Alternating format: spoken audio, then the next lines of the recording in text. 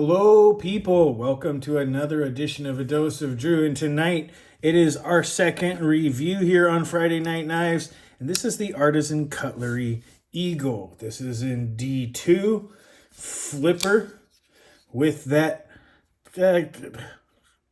reverse tanto. I don't know. Hawkbill. Anyway, the recurved blade there with a whole lot of flair.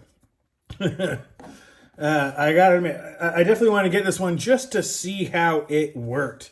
So let's get into that part of it here to give my honest review. Tip to tail is about 8.5 inches. There's really, it's fairly decent, and it's pretty much a little over 3.5 from tip to scale. So it's a fairly good sized knife. Right at that 3.5 inch blade mark. And if we look at the weight on this sucker, 5 full ounces. It is no lightweight. That is a full beefy boy right there. It is D2 fairly narrow, which is a little interesting. It's built to be beefy with this saber grind on this recurve in D2 steel. And in fact, let's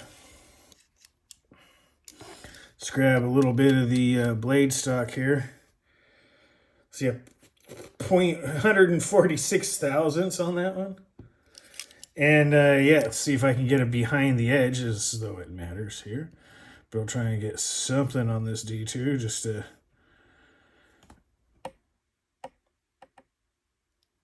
Oh, that slipped off. This is always to make sure you get it in the same place, as close to the secondary bevel start as you possibly can without it slipping off. And get it there on every grind every time. This is a pretty fun little trick.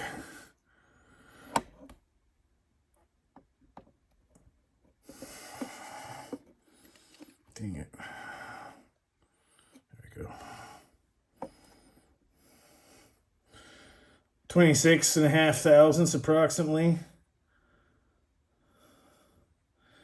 It might be about 26. Pretty thick behind the edge. Let's just put it that way. That one is way thick behind the edge. And it's D2, so that's going to help it out. But this is not super slicey. Let's get a couple of parametric. Here's something you guys can reference. Fairly decent amount of hand space and about as long as the Para 2.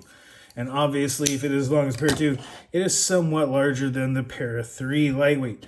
Again, similar hand space though, so there's a fair amount there for you to put your hands on, which that's always a good thing for most cases.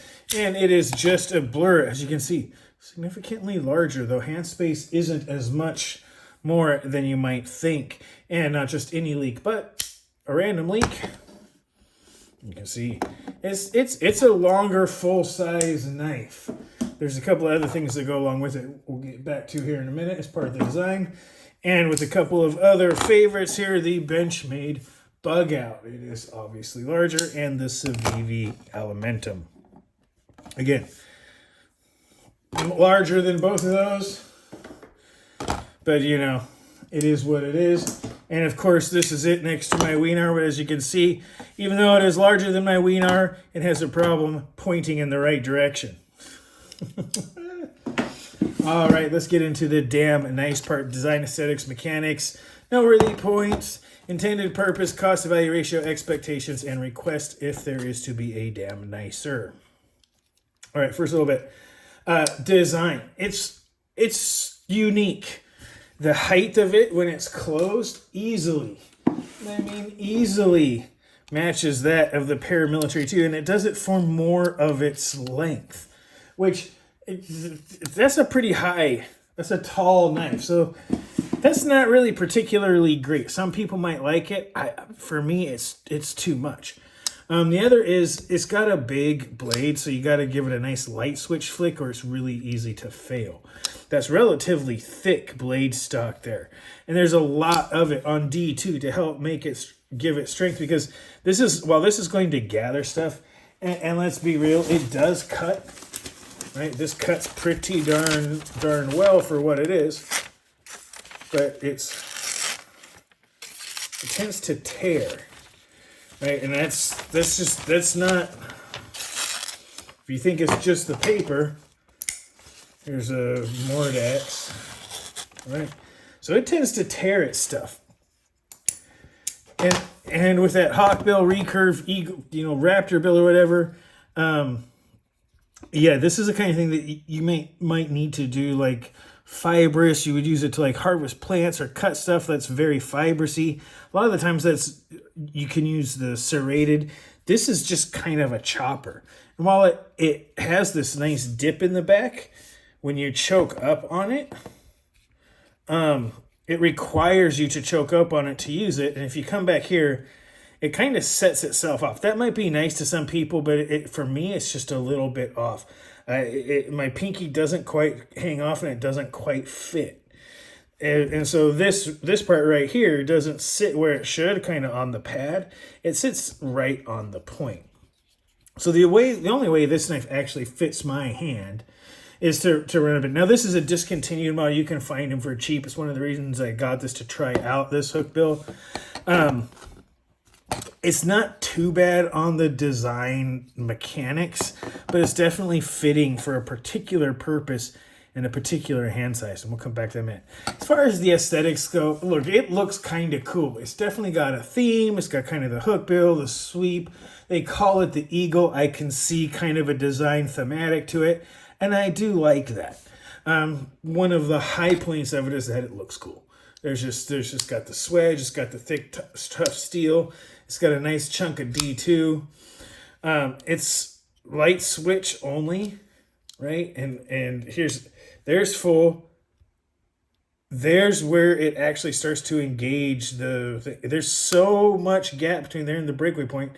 You have to put your thumb way down here and make sure it gets, you can't be anywhere up. That's not going to actually engage. You have to like shut it. So the throw on this is pretty far for it to engage. It's not bad once it goes, but it's pretty easy to fail this if you just try and push button, right? If you just try and push button that down, it's pretty easy to fail. I didn't that time, but a little bit of light switch goes a long way when it comes to this action. It's definitely tuned for light switch. It also seems to be tuned ergonomically for choking up on this, which quite honestly, for a hacker and a slasher, isn't really where you want to be. There isn't anything to keep you from running up onto the blade, and if you do, you're going to get cut with that. It's not the sliciest blade, but man, this is a little whacker, right? Like this will, in something like a snap cut, that's just chewing up. Oh, is that coming across on there? Right, it chews up. It does big hacking slashes like that. Not normally what I would do with a folder, but this kind of blade and this style of knife sort of lends itself to it, where this is definitely a snap cutter, and it's got a big switch. It'll do the job of cutting open boxes, but while it's a package piercer, and it can very well, especially if you have two hands on it, work something like the shrink wrap or some of the hard plastic. It'll do cardboard okay, and it'll tend, especially long cuts, it tends not to slip out. And in the reverse, you can get it to be an envelope eviscerator, but it's not very extraordinary. It just kind of does it. You might notice this is going to become a thing. So, most noteworthy points on this is honestly, its look and its design and its style. It's got style. It has a distinct look and a distinct style, and you're either going to love it or hate it. It's very polarizing. The hawkbill or recurve blade definitely has a use to it, and it is, in a way, it's like a reverse Tonto, right? Like if this was the edge and that was the back, that could be a Tonto, especially if you take off the thing. Could very well be something just with a little less pronounced curve there. So there's a lot to be said. Is it a reverse Tonto? As far as its intended purpose, I honestly, this might be an EDC for some people. If you're the kind of person that needs to hack up like fibrous plant matter or anything like that a lot, maybe, but you'd probably be better served with a honestly with a serrated blade or something that's got something similar to it. It's to me, this is more like a collector's knife. This is something to have because it looks cool, or it's in there. I can see it possibly as a tactical type thing or a self-defense because look, that snap cut, a snap cut from this thing, it is going to ruin your day. You can put a couple inch gash in soft material pretty easily and quickly with a couple of snap cuts from this thing. That's going to hack in quite easily until it hits that sort of full edge. And it'll be about as deep as the grind is. So you're talking a couple inches long by a quarter inch deep gash in something like meat or anything like that with a quickness. So it does have that going for it, but it doesn't really, with the weird ergonomics and no real tactical use, it kind of locks you into a single grip. It doesn't fit very well. This isn't with the type of action that it has and having to pull your finger way back, using something like gloves or anything like that wouldn't work. It's a little heavy to carry all the time. It is kind of deep carry, and there could be a lanyard, but it's sticking out. It gives you a little bit of, again, if you have gloves, but then what? It's hard to justify carrying something this heavy all the time when it doesn't do all the other EDC tasks as well as the tactical or self-defense. Because the idea behind self-defense is never to have to use it. So the likelihood of you using in a self-defense situation is going to be slim, yet the stuff you do every day never goes away. So if that's its intended purpose, it doesn't do the rest of it well, and it really isn't set up to be what I would consider to be an extraordinary tactical. The grip is off and all that. So I really do think this is more of a design art knife to look cool, right? It's not expensive. Like I said, you can find these now as a discontinued model. I think it's under $40 or right around there. It's there in the inexpensive. For that price, it's pretty cool, but the value is only a subjective one to me. If this is the kind of thing you're like, no, that looks cool and I want to have it in my collection, the value to you is going to be well worth the cost, right? But if you're looking at it for an EDC utilitarian point of view, it's low cost and low value, right? There's not, in my use cases and attempts to use this knife as an EDC knife, it just didn't do it very well. Right, like as a hook blade, I can see it for like linoleum, or D2 is not great for harvesting plant material at all. It just, the acids and plant juices will tend to discolor that steel pretty quick.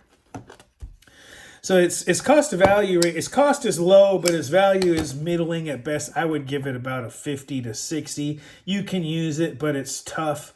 And for the same money, you can get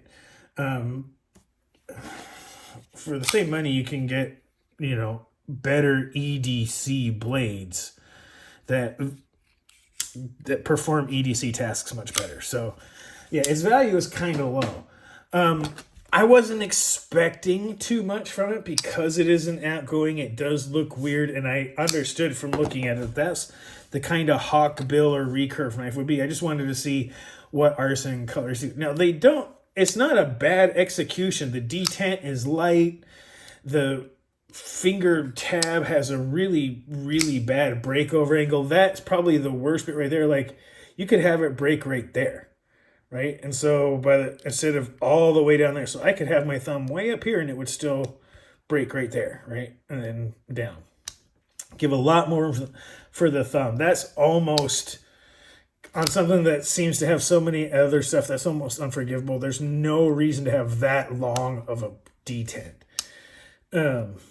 It just seems incredibly weird that that's how long it takes for that to get moving again. Like, that detent ball is just in such a strange position. The curvature of it just doesn't make sense. So it's relatively low. I'm not going to give this a complete negative review, but I'm also not going to give it a pass. There's a reason why this is being discontinued, and it just doesn't have a lot of EDC value. There's people who will get it and be like, that looks cool, and yes, it's got tactical use, and yeah, this will ruin your day if someone's attacking you and you have this at the ready. This will ruin someone's day for sure. So it does get a little bit of value there, but I'm actually going to give this one a 64 out of 100 because of its low utility, low cost of value. Its design is kind of off. It just doesn't, it kind of locks you in a grip that isn't all that great. It does have some flexibility, but very little of it. Its aesthetics are its probably best selling point. It looks cool, but the mechanics are middling at best. In fact, considering how many other Artisan Cutlery, CJRB, and other knives like that, I mean, seriously, when I'm looking at this and I drop, this is really the same company that made that. Like, it's hard to believe that it's the same company. This is the budget version of this company, right? Like this, I know this was kind of before then, but it's really hard when you see all the weird little mechanical idiosyncrasies of this to believe it's the same company that made the incredible and just good for everything pyrite. So it doesn't even live up to what I would consider to be Artisan Cutlery standards of mechanics. It doesn't fail. It's just off. If you're used to something like the pyrite, this isn't going to be the same level of quality as you're used to from Artisan Cutlery. I can just tell you right now, the mechanical actuation, the throw when it comes to the drop here, the lightness of the detent that requires you to do a light switch. It gives you a little bit of angle to help do it, so you want to give it that. But it's so easy to fail on such a heavy blade. It's really just too light of a detent. Its most noteworthy points is its looks. Its intended purpose to me seems to be just that, a knife that looks cool that you might carry around once in a while just to have something different. Its cost to value ratio isn't that good. It's a low cost, but it has a low EDC value, which gives it a low value score here on this channel. And the looks for it just aren't subjectively cool enough to me to warrant it. If it hadn't been on sale, I never would have bought it. I bought it mostly to review for the channel and give it a fair shot. I expected it to be good. It actually didn't quite live up to my expectations for Artisan Cutlery, but the blade and the design did live up to the expectations, but the expectations weren't that high. So 64 to 65 out of 100 for the Artisan Cutlery Eagle. Not usually one to do bad reviews, but this is a discontinued. If it is something you like, again, it's not that bad. It's just for an EDC-oriented blade or anything like that, it's just not going to. If you like it for the art and the style, you're not going to be disappointed. It's going to be a good blade. It's going to be hard to sharpen because there's not a lot of systems out there that, especially like like the work sharp systems or any of the lever arm systems, that really give you something that will help you do a recurve blade. That's by hand, every single one of them. With that being said, you guys, I'm going to leave it right there. It's not bad. The Artisan Cutlery Eagle. I wish I could say that there was more for it, but again, I believe there's a very good reason why this model is being taken out, because it just doesn't live up to the company standards that we have come to expect from the same company that's producing things like, the pyrite in all of its different forms and glory. The Swags, my Leah, there's so many other, bring that out here for, there's so many other things that CJRB Artisan Cutlery does well.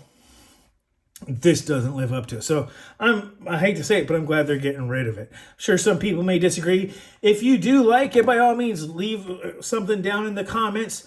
Tell me and everyone what you do like about the design. If you have a use case where this does come in handy in D2 steel, please throw that down there as well. But in the meantime, go ahead, take this video, watch it twice, comment as much as you like, be mindful of side effects. Remember to like and subscribe. This has been your Dose of Drew. I am said Drew. You guys have a great rest of your night.